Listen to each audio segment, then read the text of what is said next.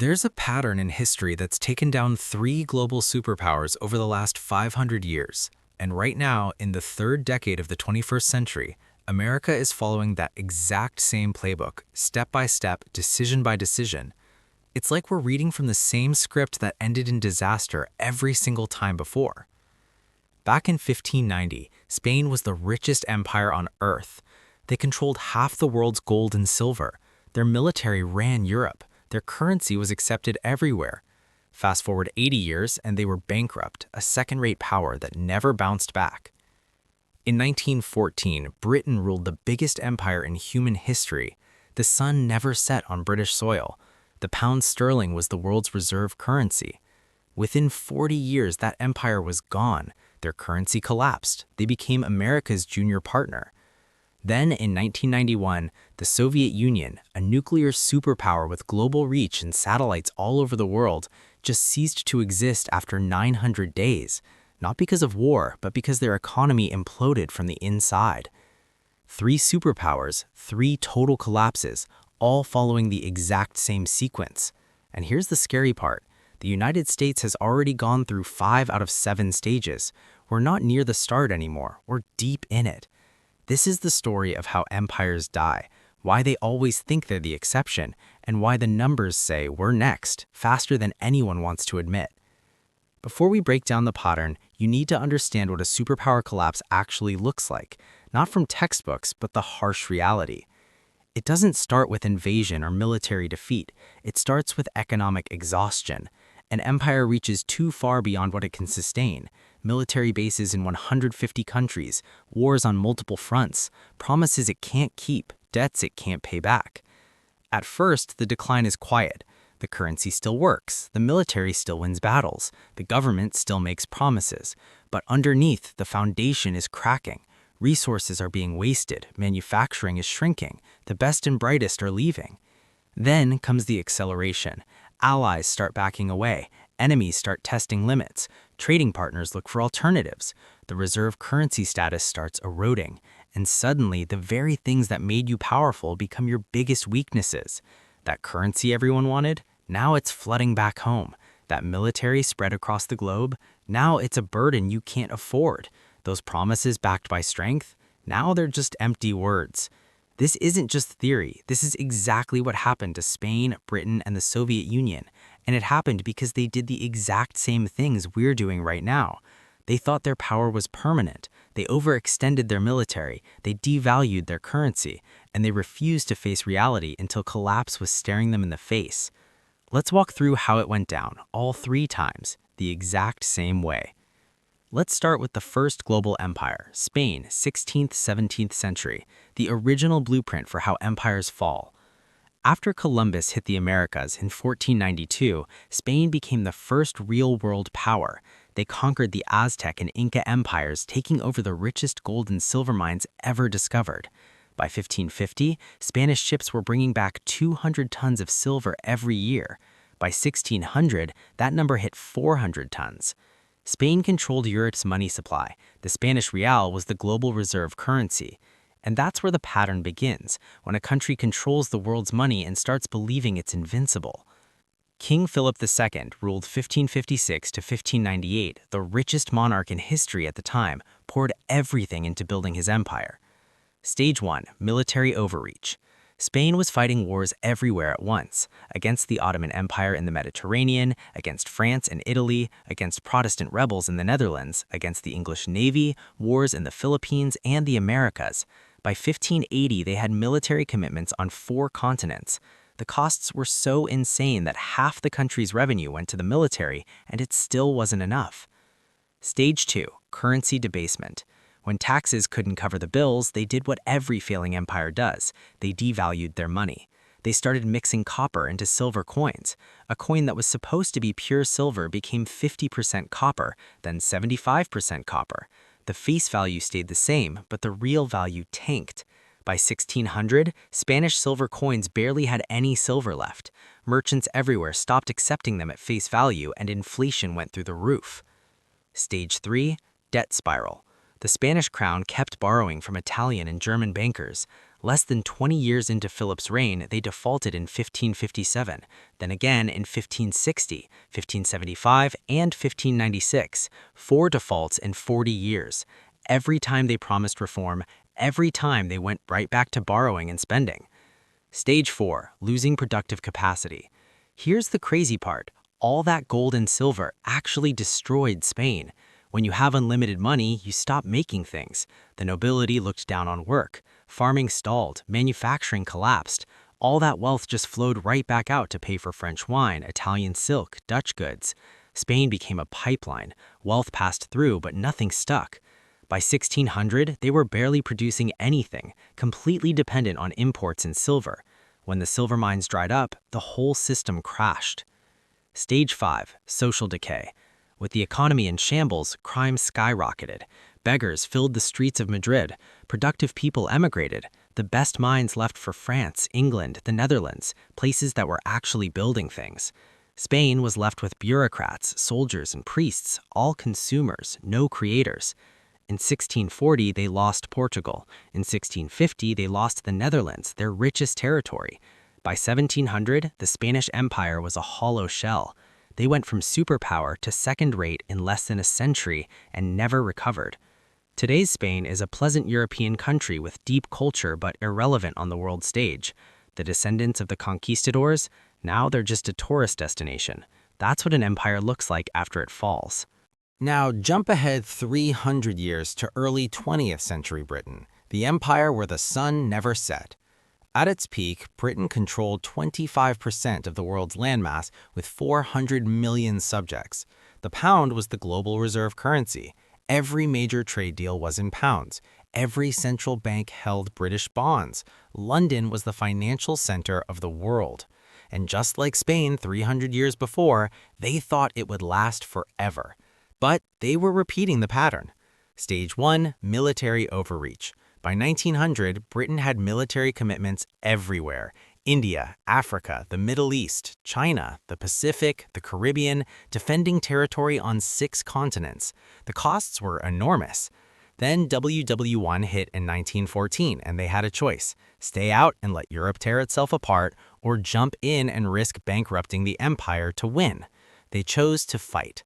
The war cost them $40 billion back then, about $1 trillion today, borrowed mostly from the US. By 1918, Britain had gone from creditor to debtor. They won the war and kept the empire, thinking they could rebuild. They were wrong. Stage 2, currency debasement. The war drained Britain's gold reserves because they had to ship gold to the US to pay for stuff. By 1920, reserves were half of what they were in 1914. But they tried to prop up the pound anyway, going back on the gold standard at the pre-war rate in 1925. Big mistake. The pound was overvalued. Exports got too expensive, manufacturing tanked, unemployment soared, and the government had to keep interest rates high to defend the currency, choking the domestic economy even more. In 1931, they couldn't take it anymore and ditched the gold standard. The pound lost 25% of its value overnight. The global reserve currency had just admitted it couldn't keep its promises. Stage 3, debt spiral. Before they could recover from WW1 debt, WW2 came along, costing another $120 billion and more borrowing from the US. By 1945, Britain owed the US and Canada over $30 billion, more than their entire GDP. The war was won, but the empire was finished. They couldn't pay for it, couldn't sustain it, couldn't defend it anymore. Stage 4, losing the empire. In 1947, India, the crown jewel, the source of wealth for 200 years, was gone. Over the next 20 years, they lost everything: Africa, the Middle East, Southeast Asia, the Caribbean. By 1970, the British Empire only existed in history books. Stage 5, currency collapse. The pound kept falling hard, from $4.03 in 1940 to $2.80 in 1950, $2.40 in 1970, $2.30 in 1980, and now it's at $1.27. The global reserve currency became a regional one. They tried to keep up appearances with a UN Security Council seat, nukes, and a special relationship with the US, but everyone knew the truth. They were a former power, a museum of past greatness. The empire was gone and never coming back. Finally, the most recent case, the Soviet Union, 1945 to 1991. After WW2, the USSR emerged as a superpower with nukes, a massive military, control over Eastern Europe, and space achievements. They thought they were the future. Communism would bury capitalism. The Soviet model would dominate. For 45 years, they arms raced with the US, turning out more tanks, missiles, and troops. But underneath, the economy was dying. Stage 1. Military overreach. The Soviets spent 15 to 20% of GDP on the military, triple what the US spent. They had to keep up with US technology, influence, and alliances while their economy was just a fraction of the size. They got bogged down in Afghanistan, propped up Cuba, backed Syria, Vietnam, North Korea, Angola, Ethiopia. Unsustainable costs. Stage 2. Economic stagnation. From the 1970s, the Soviet economy stopped growing. Oil money kept them afloat, but everything else was stuck. Factories churned out junk. Farms failed. Technology fell decades behind. By the 1980s, they were importing grain. A country with some of the best farmland on Earth couldn't feed itself. Why? Because central planning failed. Innovation was crushed by control, and people had no incentive to produce. Stage 3. Currency collapse. The ruble was never a real currency. It couldn't be traded internationally. Even Soviet citizens didn't trust it, using dollars when they could. The government had to use gold and oil to buy foreign goods because nobody wanted rubles. When oil prices dropped in 1985, their gold reserves dried up. They ran out of real money. Stage 4. Losing the empire. In 1989, the Berlin Wall fell. Eastern Europe slipped away. Poland, Hungary, Czechoslovakia, Romania, East Germany, gone in a year. The strategic buffer zone vanished. The Soviet government couldn't stop it because they were bankrupt. Stage 5. Total collapse. On December 26, 1991, the Soviet Union officially ceased to exist. 900 days from the fall of the Berlin Wall to dissolution. No war, no invasion, just an internal economic implosion. The military didn't get paid, the government couldn't function, the ruble was worthless. A superpower with 30,000 nukes died from economic failure.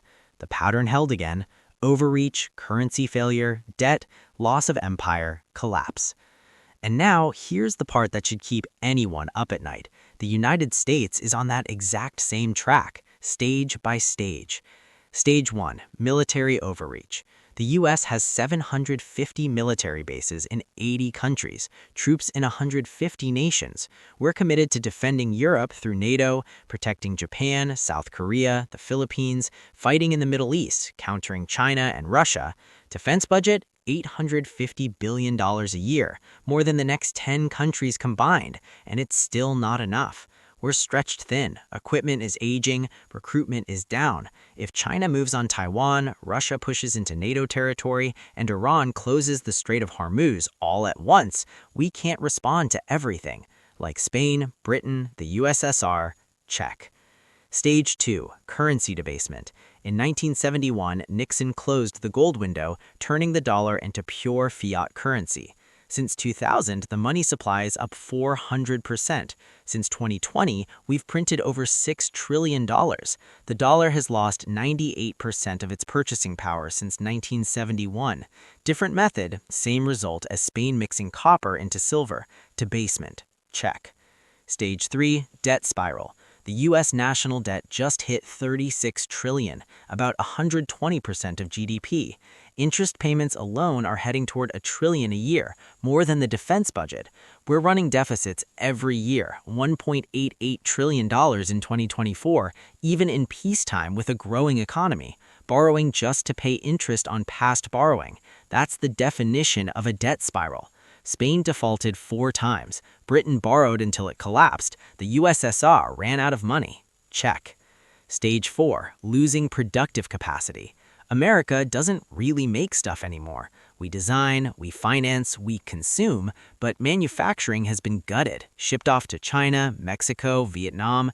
We run an $800 billion trade deficit every year. We depend on foreign supply chains for everything: medicines, electronics, steel, even military components. Just like Spain depended on imports while their silver flowed out, we depend on imports while dollars flow out. When that flow stops, trouble hits. Check. Stage 5, social decay. Trust in institutions is at an all-time low. Crime is up, homelessness is exploding. Drug overdoses kill 100,000 Americans every year. Talent is leaving or checking out. Birth rates are crashing. Political dysfunction is everywhere. We can't agree on anything, can't fix anything, can't build anything. The signs of decay are everywhere, but everyone's pretending it's fine. It's not fine. Check. We've completed 5 out of 7 stages. The USSR collapsed after stage 5. So did Britain. Spain took longer, but the pattern didn't change. We're not at the end yet, but we're deep in the sequence. Stage 6. Losing reserve currency status. This is when allies start diversifying, trade moves to other currencies, and dollars flood back home because nobody wants to hold them anymore. The signs are already here. BRICS nations are developing alternatives. Central banks are buying gold. China and Russia are trading in yuan and rubles. Saudi Arabia is taking yuan for oil. The cracks are forming. Stage 7. Collapse. Not a slow decline, but a sudden implosion. The USSR went from superpower to nothing in 900 days. Britain lost its empire in 20 years. Spain took longer, but the end result is the same. When the reserve currency fails, when debt becomes unpayable, when the military can't be funded, collapse hits fast and brutal. And everyone who thought it can't happen here learns the hard lesson. It can and it will. 3 empires followed this pattern: Spain, Britain, the USSR. Each one thought they were the exception. Each thought they were different. Each thought the rules didn't apply. And they were all wrong. Now we're telling ourselves the same tired lines. We're different. We have technology. We have the dollar. We're America. But the pattern doesn't care about exceptionalism. The pattern is math. You can't outspend your means forever. You can't maintain an empire without production. You can't devalue your currency without consequences. You can't skip stages 6 and 7 once you've finished 1 through 5. The sequence is locked in. The only question is timing. Maybe 10 years, maybe 5, maybe less. The pattern says collapse is coming. And when it does, it'll be sudden. A currency crisis triggering a debt crisis triggering a political crisis.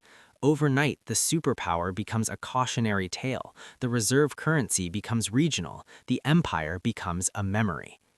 It's happened 3 times before. The pattern says we're next. Since 2020, we've accelerated every stage, printing more money, piling on more debt, expanding military commitments, hollowing out production, fracturing society. We're not just walking the path anymore, we're sprinting down it. And the end is visible if you understand the pattern. Maybe we'll find a way out. Maybe America can do what Spain, Britain, and the USSR couldn't. Maybe we'll reform, rebuild, recover. Maybe this time really is different. But the pattern says otherwise. The numbers say otherwise. And history, which has watched empires die the same way over and over, says we're about to learn the hard way. If you now see where we really are in this sequence, stick around, because when history hits its final act, you're going to want to understand why. The answers aren't hidden in the future, they're written in the past. Stay with me and I'll show you where to find them.